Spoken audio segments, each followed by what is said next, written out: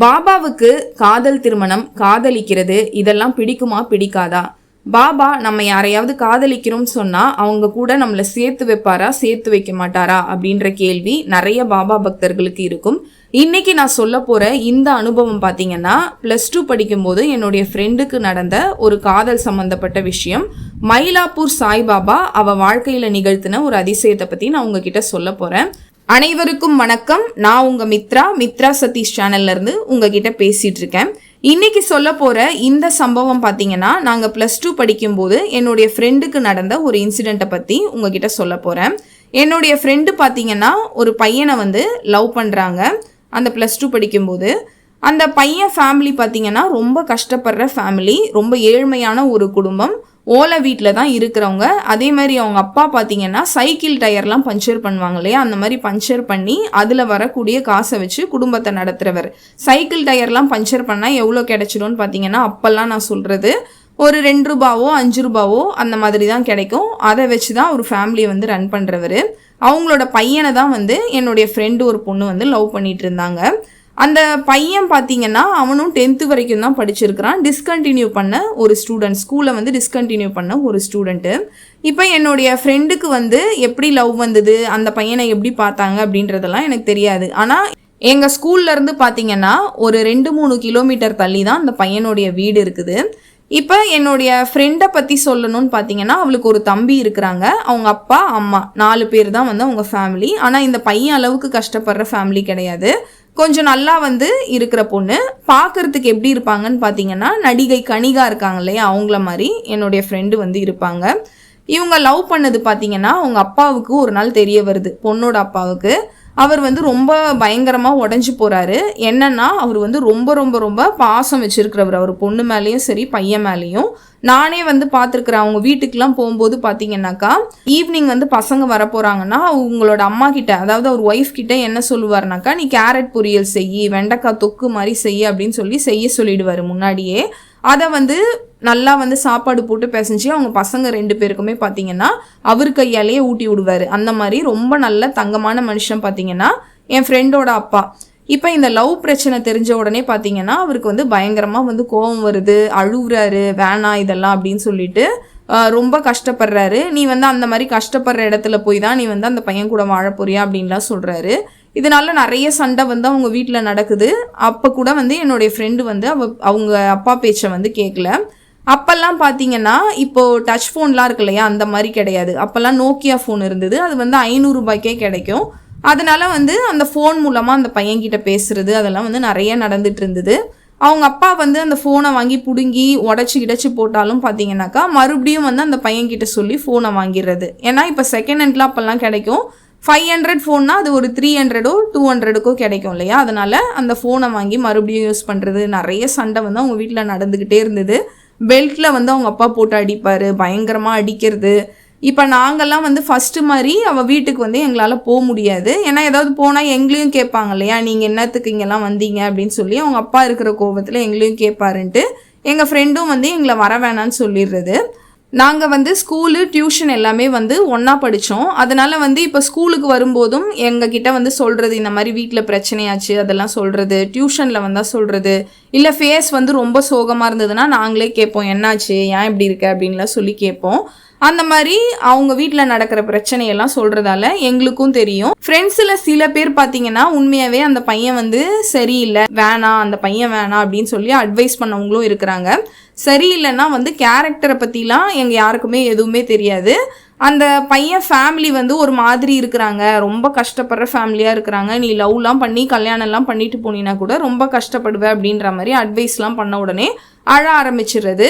நான்லாம் அதெல்லாம் பண்ணது கிடையாது. எனக்கு என்னன்னே தெரியாமல் நம்ம போய் நம்ம வாண்டடாக அட்வைஸ் பண்ணக்கூடாதுன்னு சொல்லிட்டு நான் எதுவும் பண்ண மாட்டேன். ஆனால் இதனால் ஃப்ரெண்டுங்களுக்குள்ளேயே சில பேருக்குள்ளே சண்டையாகி அவங்களும் பேசுகிறத நிறுத்திக்கினாங்க. நீ உன் இஷ்டத்துக்கே பண்ணு, இந்த மாதிரி டெய்லி உங்கள் அப்பா கிட்ட அடி வாங்கிட்டுரு, அப்போ தான் நீ அடங்குவே அப்படின்னு சொல்லிட்டு அந்த பையனை பற்றி பேசுகிறது எல்லாமே விட்டுட்டாங்க. ஒரு நாள் ரொம்ப சோகமாக, அதாவது ஃபேஸ் எல்லாம் ஒரு மாதிரி இருக்கும் இல்லையா, அந்த மாதிரி இருக்கும்போது என்ன அவங்க அப்பா அடித்தாரா அப்படின்னு சொல்லி நானாக போய் கேட்டேன். ஆமாம் அப்படின்னு சொல்லும்போது, அதாவது அவங்க வீட்டில் நடந்ததெல்லாம் சொல்லும்போது எனக்கும் கஷ்டமாக இருந்தது. சரின்ட்டு நான் கேட்டேன், அப்படி என்ன உனக்கு அந்த பையன்கிட்ட பிடிச்சிது அப்படின்னு சொல்லிலாம் கேட்ட உடனே பார்த்தீங்கன்னா அவன் வந்து யார்கிட்டயுமே பேச மாட்டான், என்கிட்ட மட்டும்தான் பேசுவான். அதுக்கப்புறம் ரொம்ப வந்து பொசசிவ் அந்த மாதிரி சொல்கிறது, இதெல்லாம் ஒரு ரீசனா அப்படின்னு சொல்லி நான் கேட்டேன். இந்த மாதிரி யார்கிட்டையுமே பேசலைன்னா நல்லவங்க நீ வந்து முடிவு பண்ணுருவியா? உனக்கே வந்து ஏதாவது யோசிக்கணும். நீயே உங்கள் அப்பா வந்து ஏன் வேணான்னு சொல்கிறாரு, இல்லை வந்து இவ்வளோ பேர் ஏன் உங்ககிட்ட வந்து பேசாமல் போகிறாங்க அப்படின்றதெல்லாம் நீயே யோசிக்கணும் அப்படின்னு சொல்லிட்டு நான் அமைதியாக, எனக்கு வந்து ரொம்ப மூஞ்சில் அடித்த மாதிரி பேசுகிறது, கஷ்டப்படுத்துகிற மாதிரி ஏற்கனவே கஷ்டத்தில் இருக்கிறவங்கள பேசுகிறது வந்து எனக்கு வராது. ஆனால் நான் பொறுமையாக சொல்லிகிட்டு இருக்கேன். நீ இவ்வளோ அடி வாங்குற, தேவையா உனக்கு அப்படின்னு சொல்லிலாம் நான் வந்து அட்வைஸ்லாம் பண்ணிக்கிட்டே இருந்தேன். அப்போ பார்த்தீங்கன்னா எக்ஸாம் டைமும் பப்ளிக் எக்ஸாமும் வர ஒரு கண்டிஷனில் இருக்குது. அதனால் நீ படிக்கிறதுல கவனம் பண்ணு, இந்த பிரச்சனையெல்லாம் வந்து வீட்டில் நீ இழுத்து விடாத, அந்த பையன் பேச்சுக்கும் போவாத, ஃபுல்லாக படிக்கிறதுல நீ கான்சென்ட்ரேட் பண்ணு, அது மட்டும் நான் சொன்னேன். அப்புறம் பார்த்தீங்கன்னா எக்ஸாம்லாம் முடிஞ்சதுக்கப்புறம் ரிசல்ட் எல்லாம் வருது. இப்போ என்னுடைய ஃப்ரெண்டுன்னு சொல்லியிருந்தேன் இல்லையா, அவங்க வந்து நல்லா படிக்கிற ஒரு பொண்ணு. +2 எக்ஸாம்லாம் முடிஞ்சு ரிசல்ட் வரும்போது பார்த்தீங்கன்னா எங்களுக்கே பயங்கர ஷாக்கு. ஒரு 2-3 சப்ஜெக்டில் ஃபெயிலு அப்படின்னு சொல்லிட்டு எங்களுக்கு தெரிய வருது. அப்புறம் நான் போய் கேட்டேன், என்ன ஆச்சு உனக்கு? ஏன் வந்து நல்லா தானே படிப்ப, சரி பிரச்சனை நடந்தால் கூட பாஸ் கூடவா ஆக முடியாது, இந்த மாதிரி ஃபெயில் ஆகி வச்சிருக்கிற, இல்லை அந்த பையன் ஏதாவது சொன்னானா, நான் 10th தான் படிச்சிருக்கிறேன் நீ ஃபெயில் ஆகுன்னு ஏதாவது சொன்னானான்ட்டு நான் பயங்கரமாக கோவம் வந்து திட்டுறேன். இப்போ வந்து இவ +2 ஃபெயிலு அப்படின்னு சொன்ன உடனே நான் மட்டும் கிடையாது, நிறைய ஃப்ரெண்ட்ஸும் வந்து திட்டினாங்க. அப்போ நான் வந்து கேட்குறேன், நீ முன்னாடி நாள் நைட்டு, முன்னாடி நாள் ஈவினிங்லாம் எக்ஸாமுக்கு முன்னாடி என்ன பண்ணிட்டு இருந்த? படிக்கவே இல்லையா? புக்கையே திறக்கலையா? ஒரு 50 மார்க் கூட உன்னால் எடுக்க முடியாதா அப்படின்லாம் சொல்லி நான் நல்லா திட்டி விட்டேன். இப்போ எங்களெல்லாம் விட உங்கள் அப்பா தான் எவ்வளோ கஷ்டப்படுவார் தெரியுமா, அவர் எவ்வளோ பாசம் உன் மேலே வச்சுருந்தாரு, நீ இந்த மாதிரி பண்ணிட்ட அப்படின்னு சொல்லிட்டு நான் நல்லா திட்டினேன். இப்போ அந்த பையன் இருக்கார் இல்லையா, அவனை வந்து நான் அப்போ தான் வந்து ஃபஸ்ட் டைமாக பார்க்குறேன்.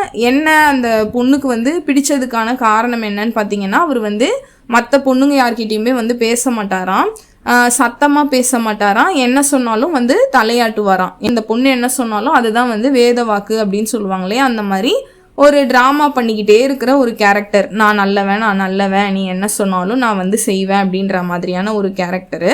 அதனால தான் இந்த பொண்ணுக்கு பிடிச்சதுக்கான ஒரு காரணம். இந்த மாதிரிலாம் ஒரு பையன் இல்லவே இல்லையா, அதாவது அந்த மாயைன்னு சொல்லுவாங்க இல்லையா, அந்த மாதிரி அதில் போயிட்டு விழுந்தாச்சு.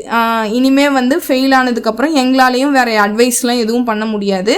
நாங்களும் நல்லா திட்டி விட்டுட்டு அதுக்கப்புறம் வந்தாச்சு. வீட்டுக்கு வந்துட்டு ஃபோனில் மட்டும் அதுக்கப்புறம் பேசுறது எல்லாமே. நாங்கள் எல்லாரும் காலேஜ்லாம் சேர்ந்துட்டோம். இப்போ +2 ஃபெயில் ஆன உடனே பார்த்தீங்கன்னா அவங்க அப்பா வந்து ரொம்ப உடஞ்சி போகிறாரு. அவருக்கு இன்னும் ரொம்ப கஷ்டமாகுது. ஏற்கனவே இந்த லவ் பிரச்சனை, இப்போ இது வேற இன்னொரு பிரச்சனையாக சேர்ந்துக்குச்சு இல்லையா, அதனால ரொம்ப கஷ்டப்படுறாரு. வீட்டுக்கு பக்கத்தில் இருக்கிற கோவில்லாம் போயிட்டு அங்கே போய் சாமிக்கிட்ட அழுவுறது. ஏன்னா அவர் வந்து டெய்லி கோவில்லாம் போகக்கூடியவர், நெற்றியில் வந்து பட்டையெல்லாம் வச்சுருப்பார் அவர். நானும் நிறைய வாட்டி அவரை கோவிலெல்லாம் பார்த்துருக்குறேன். இப்போ வந்து இந்த பொண்ணு ஃபெயில் ஆனதுக்கப்புறம் நம்ம பொண்ணு வாழ்க்கை அவ்வளோதான் போல், இந்த மாதிரி அந்த பையன் தான் வேணும்னு வேற சொல்லுது, இவ்வளோதான் இந்த ஃபெயில் ஆனதுக்கப்புறம் நம்ம பொண்ணு வாழ்க்கை முடிஞ்சிச்சு அப்படின்ற மாதிரி அவர் ரொம்ப மனசு உடைஞ்சு போயிட்டு கோவிலாக சுற்ற ஆரம்பிக்கிறாரு.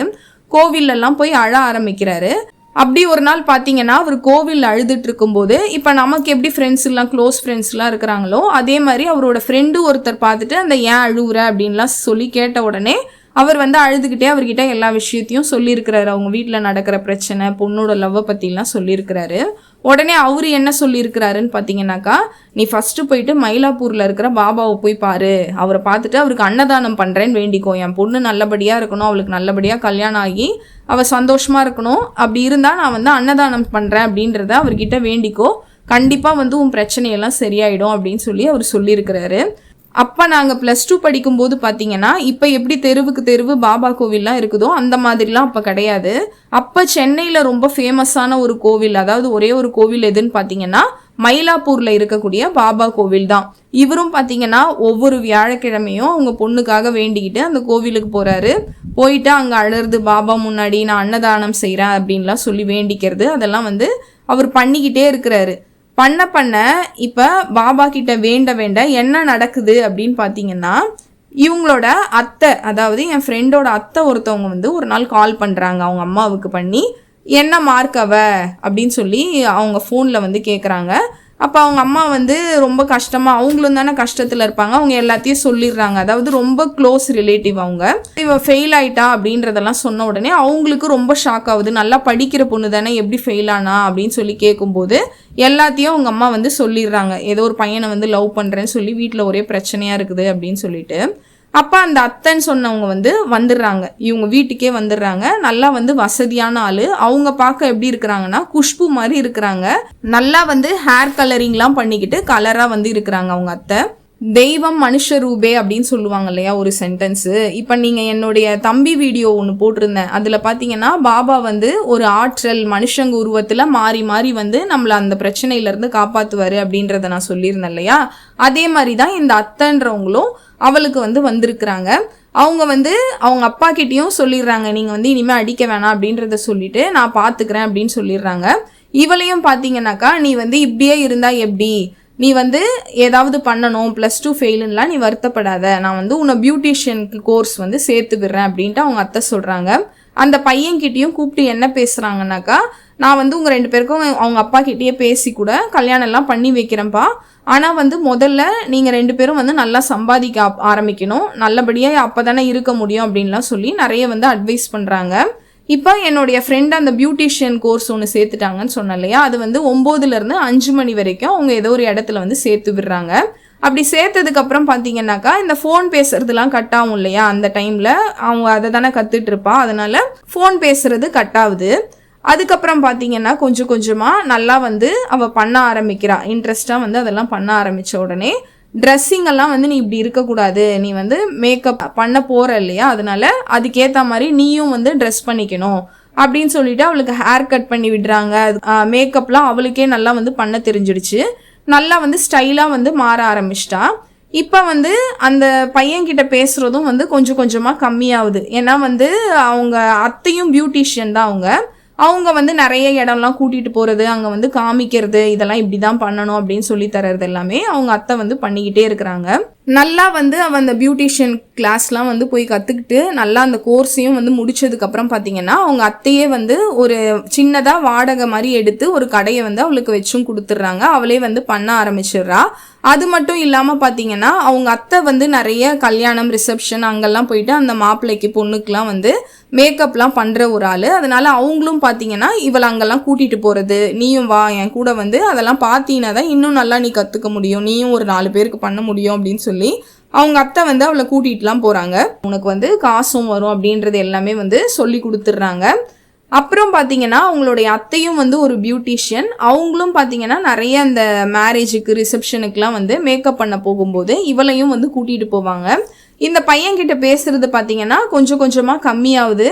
அப்புறம் அவங்ககிட்டயும் சொல்லிடுறாங்க, நம்ம நல்லா சம்பாதிச்சா தானே நம்ம நல்லா இருக்க முடியும், அவங்க சொல்றதெல்லாம் கரெக்டு தானே அப்படின்னு சொல்லிட்டு இதெல்லாம் சொல்லிக்கிட்டே வரான். ஒரு நாள் என்ன ஆச்சுன்னு பார்த்தீங்கன்னா அந்த பையன் வந்து இவளோட அந்த ட்ரெஸ்ஸிங்லாம் வந்து மாறி இருக்கிறது, நல்லா மேக்கப் பண்ணுறது, அது எல்லாமே அவனுக்கு ஏதோ ஒரு மாறி இருக்குது. அதாவது ஒரு தாழ்வு மனப்பான்மைன்னு சொல்லுவாங்களே அந்த மாதிரி வருது. ஏன்னா அவன் வந்து ரொம்ப கரையல்னு இருப்பான் அந்த பையன். அவங்க ஃபேமிலியும் நான் சொல்லியிருந்தேன் இல்லையா, ரொம்ப ஏழ்மையான ஒரு ஃபேமிலின்னு சொல்லிட்டு பார்க்க வந்து இவனுக்கு என்னவோ வந்து ஒரு தாழ்வு மனப்பான்மை மாதிரி ஆகி, நீ எதுக்கு இந்த மேக்கப்லாம் பண்ணுற, நீ இதெல்லாம் பண்ணாமல் நார்மலாக இரு, நீ அப்பயே நீ அவ்வளோ அழகாக இருந்த அப்படின்லாம் சொல்கிறது. சரி அப்படின்ற மாதிரி இவளும் வந்து மேக்கப்லாம் குறைச்சிக்கிறா. அந்த மாதிரிலாம் வந்து அந்த பையனுக்கு பிடிச்ச மாதிரியே தான் பேசிக்கிட்டே இருக்கிறா. இன்னொரு நாள் பார்த்தீங்கன்னா அவன் ஃபோனில் வந்து கேட்டிருக்கான், நீ வந்து மாதம் இந்த மேக்கப்லாம் பண்ணுறல, அதில் வந்து உனக்கு எவ்வளோ வந்து அமௌண்ட் வருது, எவ்வளோ சேலரி வருது அதெல்லாம் சொல்லி அவகிட்ட கேட்கும்போது அவள் ஒரு அமௌண்ட்டை வந்து அந்த பையன்கிட்ட சொல்கிறா. அதுலேயும் பார்த்தீங்கன்னா அவன் என்ன சொல்கிறான்னா, பரவாயில்ல என்னை விட வந்து நீ நல்லா சம்பாதிக்கிற அப்படின்ற மாதிரி ஃபஸ்ட்டு ஆரம்பத்தில் அப்படி தான் சொல்லியிருக்கிறான்.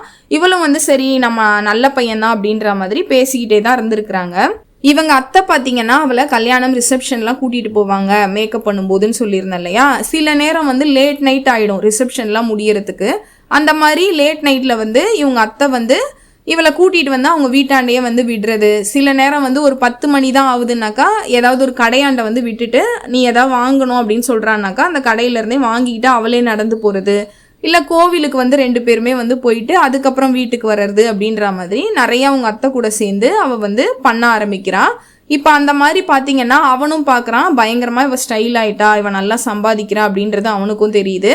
அந்த பையனோட அம்மா அப்பா இருக்கிறாங்க இல்லையா, அவங்களும் வந்து அவளை பார்க்குறாங்க. இந்த மாதிரி இதுக்கு முன்னாடி இந்த பொண்ணு எப்படி இருந்தது, இப்போ வந்து நல்லா வந்து கலராகிட்டு இருக்கு, நல்லா மேக்கப்லாம் பண்ணிட்டு போகுது அப்படின்றதெல்லாம் பார்க்குறாங்க.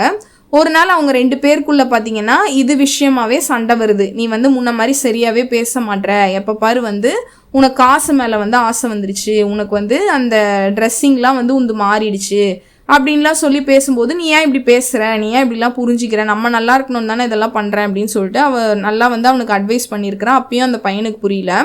லாஸ்ட்டில் என்ன ஆயிடுச்சுன்னு பார்த்தீங்கன்னா, ஒரு நாள் பார்த்தீங்கன்னா என் ஃப்ரெண்டோட வீட்டு வாசல் இருக்கு இல்லையா, அங்கேயே வந்து அவனுக்கும் என் ஃப்ரெண்டுக்கும் வந்து சண்டை நடக்குது. அப்போ என்ன சொல்கிறான்னு பார்த்தீங்கன்னாக்கா, இவன் உன்னை பற்றி வந்து எங்கள் அம்மா அப்பா வந்து அப்பயே சொன்னாங்க, இது என்ன கண்ட நேரத்தில் நைட்லலாம் வந்து மேக்கப் பண்ணிட்டு இந்த மாதிரி நடந்து போகுது, அது இஷ்டத்துக்கு சுற்றிட்டு இருக்கு அப்படின்லாம் சொல்லி எங்கள் அம்மா அப்பா அப்பயே சொன்னாங்க, நான் தான் வந்து கேட்கல, உங்கள் அப்பனை சொல்லணும் அப்படின்னு சொல்லிட்டு உங்கள் அப்பா சரியாக வளர்க்கல அப்படின்லாம் சொல்லி அவரையும் ஒரு மாதிரி பேசின உடனே அவன் தான் அப்படி பேசுகிறானா, இவன் தான் வந்து இவ்வளோ நாள் வந்து இவ்வளோ அமைதியாக வெளியே கூட சத்தம் வராத மாதிரி பேசின ஒருத்தவன் வந்து இப்படி பேசுகிறானான்னு சொல்லி அவளுக்கு வந்து ஷாக்காக தான் இருக்குது. அப்போ நம்ம வந்து எவ்வளோ பெரிய முட்டாளாக இருந்திருக்கிறோம், எவ்வளோ பெரிய தப்பு பண்ண பார்த்துருக்குறோம் அப்படின்னு சொல்லிட்டு அப்போ தான் வந்து அவளுக்கு புரியுது. அவங்க அப்பா கிட்ட வந்து மன்னிப்புலாம் காலிலெல்லாம் விழுந்து அவங்க அப்பா கிட்ட மன்னிப்பும் கேட்டுட்டு அந்த பையனை வந்து விட்டாச்சு. மயிலாப்பூர் சாய்பாபா கோவிலில் வேண்டின உடனே எப்படி வந்து அவங்க அப்பாவுக்கு பாபா ஹெல்ப் பண்ணாரு, அந்த மயிலாப்பூர் பாபா கோவிலில் அப்படி என்ன இருக்குது அப்படின்னு கேட்டிங்கன்னா, அங்கே அந்த கோவிலை கட்டினவர் யாருன்னு பார்த்தீங்கன்னா நரசிம்ம சுவாமிஜி. அவர் பாபாவுடைய மிகப்பெரிய பக்தர். அவர் உலகம் முழுக்க பாபாவுடைய புகழை பரப்பினவர். அவருடைய கதை என்னன்னு பார்த்தீங்கன்னாக்கா, அவருடைய 2 குழந்தைகளும் தண்ணியில் விழுந்து மூழ்கி இறந்துருவாங்க. அதுக்கப்புறம் நிம்மதி இல்லாமல் அவர் நிறைய இடங்களுக்கு, நிறைய சித்தர்கள், நிறைய மலைகள்ன்ட்டு நிறைய இடத்துக்கு நிம்மதி இல்லாமல் அலைஞ்சு கடைசியாக பாபாவை வந்து சரணடைவார். அப்போ தான் வந்து அவருக்கு அந்த நிம்மதி கிடைக்கும். அதனால அந்த மயிலாப்பூர் பாபா கோவில் பார்த்தீங்கன்னா குழந்தைகளோட சம்மந்தப்பட்டவர். அவருக்கு வந்து குழந்தைகள்னா ரொம்ப பிடிக்கும். இந்த சென்னையில் இருக்கிற ஒவ்வொரு பாபா கோவில்லையுமே ஒரு சீக்ரெட் இருக்கு. அதில் இந்த மயிலாப்பூர் பாபா கோவில் பார்த்தீங்கன்னா குழந்தைங்க பிரச்சனை, இந்த மாதிரி லவ்வால் கஷ்டப்படுறாங்க, கெட்ட பழக்கம் ஏதாவது வந்துருச்சு அவங்களுக்கு, அதுலேருந்து அவங்க வெளில வரணும், இல்லை என் பசங்க லைஃப் வந்து நல்லா இருக்கணும் அப்படின்லாம் பேரண்ட்ஸ் நினைக்கிறீங்கன்னா அவங்களெல்லாம் அடிக்கடி இந்த மயிலாப்பூர் பாபா கோவிலுக்கு போயிட்டு அவருக்கு அன்னதானம் செய்கிறேன் அப்படின்றத நீங்கள் வேண்டிக்கிட்டீங்கன்னா கண்டிப்பாக உங்களுடைய வேண்டுதல் வந்து நிறைவேறும். அப்படிதான் இந்த மயிலாப்பூர் பாபா என்னுடைய ஃப்ரெண்டுக்கு இந்த மிராக்கிளை வந்து பண்ணியிருக்கிறாரு. இன்னொரு விஷயம் நான் உங்ககிட்ட என்ன சொல்லணும்னு பார்த்தீங்கன்னா, பாபா எனக்கு வந்து பர்சனலாக உணர்த்தின சில உண்மைகளை வந்து நான் உங்ககிட்ட இந்த லவ் மேரேஜ் அரேஞ்ச் மேரேஜில் எது பிடிக்கும் பிடிக்காது அப்படின்றத பற்றி சொல்லணும். இப்போ வந்து உங்கள் அப்பா அம்மா வந்து ரொம்ப வந்து உங்கள் மேலே உயிரியே வச்சுருக்காங்க, உங்களுக்காக நிறைய தியாகங்கள்லாம் செய்யக்கூடியவங்களா இருக்கிறாங்க. உங்களுக்கு வந்து பார்த்து நல்ல விஷயத்தெல்லாம் பண்ணக்கூடியவங்க அவங்கள வந்து நீங்கள் யாரோ ஒரு பையனையோ இல்லை பொண்ணையோ லவ் பண்ணி கஷ்டப்படுத்துறீங்க. அவங்க சைடு நியாயம் இருக்குன்னா பாபா வந்து அந்த சைடு தான் வந்து நிற்பார். இன்னொரு விஷயம் என்னன்னா, இப்போ உங்கள் அப்பா அம்மா வந்து ஒரு பெரிய பொசிஷனில் இருக்கிறாங்க, ஒரு டாக்டராக இருக்கிறாங்க, ஒரு டீச்சராக இருக்கிறாங்க, இல்லை வந்து ஒரு படிக்காத நபராக இருந்தாலும் நிறைய வந்து உங்களுக்காக சொத்து சேர்த்து வச்சிருக்கிற ஒரு ஆள் அப்படின்னு வச்சுக்கோங்களேன். நீங்கள் தான் வந்து அடுத்ததாக அவருக்கு அப்புறம் அந்த குடும்பத்தையும் அங்கே இருக்கக்கூடிய மக்களையும் இல்லை மக்கள் சேவையெல்லாம் செய்யக்கூடிய ஒரு பொறுப்பில் இருக்கிறீங்க. அந்த மாதிரியான நபர்கள்லாம் வந்து லவ் பண்ணிட்டு சுற்றுறது வந்து பாபாவுக்கு பிடிக்காது. அதுக்கு உதாரணமாக ஒன்று சொல்கிறேன். இப்போ வந்து உங்கள் அப்பா வந்து ஒரு பெரிய டாக்டர்னு வச்சுக்கோங்க. அவர் வந்து உங்களை டாக்டர் படிக்க வைக்கிறதுக்கு ஒரு நல்ல வந்து காலேஜில் வந்து சேர்த்து விட்டார். ஃபீஸ் எல்லாம் வந்து பயங்கரமாக லட்சக்கணக்கில் செலவு பண்ணி உங்களை வந்து படிக்க வச்சிட்டாரு. அதே மாதிரி உங்களுக்காக ஒரு ஹாஸ்பிட்டலையும் அவர் கட்டிட்டாரு. உங்கள் வேலை என்னன்னா வெறும் படித்து முடிச்சுட்டு வந்து அந்த வேலையில் உட்காரணும், அந்த ஹாஸ்பிட்டலில் உட்காந்து வர்ற மக்களுக்கெல்லாம் நல்லது செய்யணும். அவ்வளோதான் வந்து உங்களோட வேலை. உங்களுக்காக எல்லாத்தையுமே பார்த்து உங்கள் அப்பான்ற ஒருத்தர் வந்து பண்ணிட்டாருன்னு வச்சுக்கோங்க. அந்த மாதிரி இருக்கிறவங்க நீங்கள் வந்து இந்த லவ் கிவன்லாம் சுற்றிட்டு இருந்தீங்கன்னா பாபா வந்து அதை சேர்த்து வைக்க மாட்டார். கண்டிப்பாக வந்து அது தானாகவே வந்து பிரிஞ்சிடும். உண்மையெல்லாம் உங்களுக்கு காட்டுவார். அதுதான் பாபாவுடைய ஸ்பெஷலே. அந்த குறிப்பிட்ட நபர் வந்து எப்படிப்பட்டவர், உங்களுக்கு தகுதியானவரா இல்லையா, இல்லை உண்மையாகவே அவங்களோட கேரக்டர் எப்படின்றத தோல் உரிச்சு காட்டுவார். அதுக்கப்புறம் உங்களுக்கே புரிஞ்சிடும், இதுக்காகவா நாம் வந்து நம்ம அம்மா அப்பாவெல்லாம் கஷ்டப்படுத்தணும் அப்படின்றது வந்து உங்களுக்கே புரிஞ்சிடும். மக்கள் சேவையில் அடுத்ததாக அவங்க இறங்கணும் அப்படின்ற ஒரு விஷயம் இருக்குது, அது பாபாவுக்கு தெரியுதுன்னா கண்டிப்பாக வந்து அந்த லவ் வந்து ஃபெயிலியரில் தான் முடியும், ஃபெயிலியர் தான் ஆகும்.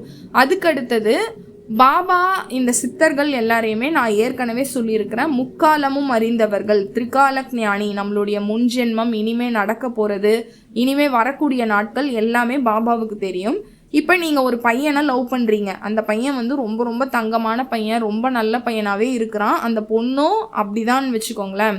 ஆனால் பாபாவுக்கு வந்து ஒரு 2 வருஷம் கழித்து அவங்க கேரக்டரில் ஒரு சேஞ்ச் வரும், இல்லை ஒரு கெட்ட பழக்கத்துக்கு அடிமையாவாங்க, இல்லை வேற ஒரு தவறான நபர் கூட போயிடுவாங்க, இல்லை அந்த குறிப்பிட்ட நபருடைய ஆயுள் காலம் வந்து ரொம்ப கம்மி, அவர் வந்து ஏதாவது ஒரு விபத்துலையோ இல்லை ஏதாவது ஒரு விஷயத்துலையோ இறந்துருவார் அப்படின்ற விஷயம்லாம் பாபாவுக்கு வந்து நல்லாவே முன்னாடியே தெரியும்.